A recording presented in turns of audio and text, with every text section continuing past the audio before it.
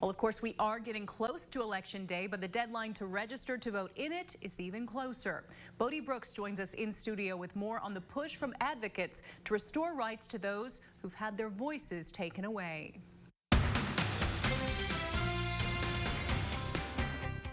Yeah, Andrea, in Kentucky, anyone charged with a felony at any point in their life automatically have their voting rights stripped away. But in 2019, Governor Andy Beshear issued an executive order restoring that right to most nonviolent felons. However, 4 years later, there's still many that don't know they can exercise their right to vote. It is something that goes with us for the rest of our lives. And it's amazing how many of our fellow Kentuckians insist on that remaining true. Have you ever made a mistake that follows you for the rest of your life? That's the question Tip Moody often likes to ask on the issue of restoring voting rights to felons much like him. Other states have certain carve-outs which make you lose your voting rights, but the Commonwealth has any felony for the rest of your life. Moody spent almost 30 years as a meth addict before it landed him behind bars. He'd spent his career in political fundraising. The right to vote is something he's always held close.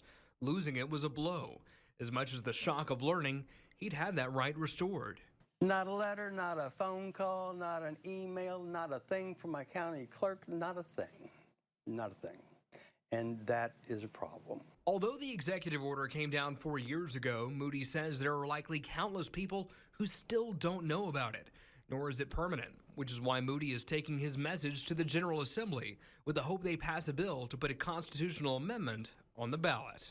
There are some legislators who do support the issue. There are some who support it, sort of, and there are some who oppose it. It gets back to, well, you know what? You done it, you did it, you're going to live with it.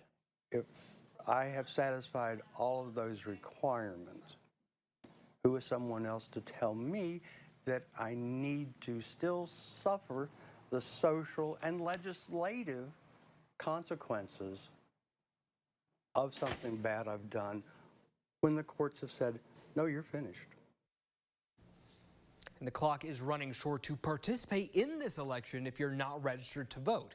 That deadline is October 10th. People with nonviolent felony convictions that have served their time can check their registration status and register on civilrightsrestoration.ky.gov. Andrea?